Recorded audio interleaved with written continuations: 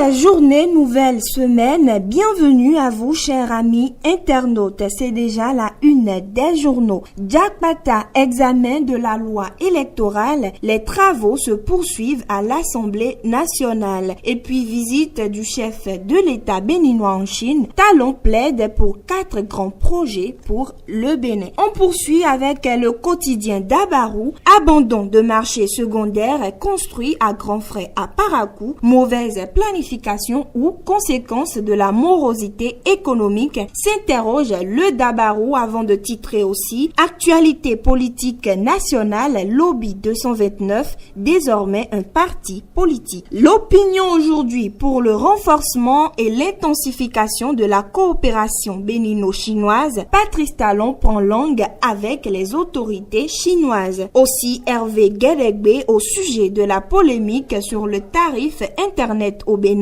le gouvernement n'a jamais fait l'option d'augmenter les prix des télécommunications, dit l'opinion aujourd'hui, et c'est à voir à la page 3 du journal. Def Info à présent, fin de la 5e édition des compétitions de belote et de pétanque dans la commune de Calavi. Désiré Roumanvo a gagné le pari d'une organisation sans faille. Def Info cède sa place au quotidien Le Confrère de la matinée. En cette matinée, qui met à sa une décision d'annulation des passeports de certains Béninois, Serge Prince Agbodjan dénonce la méconnaissance des normes internationales par le régime Talon. Et puis, allons en éducation à présent, plus de 500 enfants de Zungudo exclus de la scolarisation. C'est à voir à la page 2 du Confrère de la matinée. Le potentiel à sa suite participant au sommet Chine-Afrique à Beijing, Talon et ses réformes reçoivent le oui de Xi Jinping. Aussi, disqualification des cadets après le test d'IRM de la CAF au tournoi de Niamey, le ministre Homeki s'indigne et promet sévir. Nous passons très rapidement au quotidien L'Audace Info. Conflit ouvert et brutal contre le président d'honneur de l'USL et le peuple béninois Sébastien Adjavon, un sacré bonhomme. C'est L'Audace Info qui le dit avant de céder sa place au journal Le Béninois Libéré, qui titre également disqualification des cadets à la CAN. Ce qui s'est réellement passé, c'est une interrogation du Béninois Libéré ce matin. Toujours dans le même journal, au sujet de la présence de Monsieur Bokor dans la délégation présidentielle, il est un chargé de mission de Talon, dit le journal. L'événement du jour, week-end politique de Jacques Ayadji et son équipe samedi dernier, Moël Bénin a parrainé l'édition 2018 de la fête de Gangpeti à Dassazoumé. Et puis à lire en pied de page du même journal,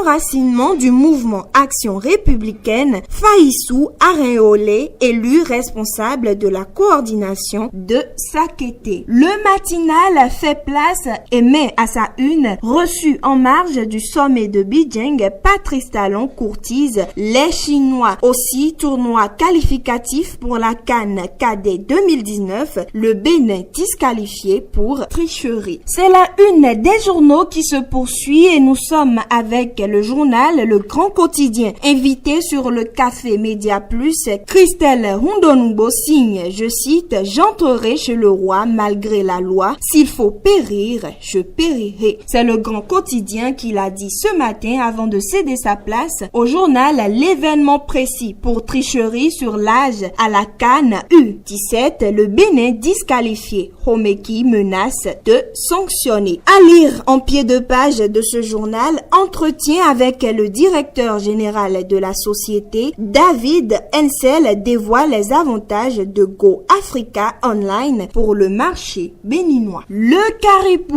caribou ce matin, mariage du PRS avec le pouvoir et dénonciation du goût d'inachevé depuis les indépendances. Yonlonfou plonge dans la rupture. Les FCBE en peau de chagrin. Aussi visite de travail de Patrice Talon en Chine, tapis rouge et d'éloquentes retombées. Nous allons mettre fin à cette une des journaux avec le quotidien Matin Libre. Tricherie et exclusion du Bénin de la CAN U17, des démissions attendues du ministère à la FBF. Talon doit sévir, dit le journal sans état d'âme. Un dernier titre pour clôturer. Pour d'excellentes conditions d'études aux étudiants, les cours SONU inaugurent le bâtiment R+5. C'est tout pour aujourd'hui. Excellente journée. Merci de rester câblé à la www.plusprès.tv.net. À très vite.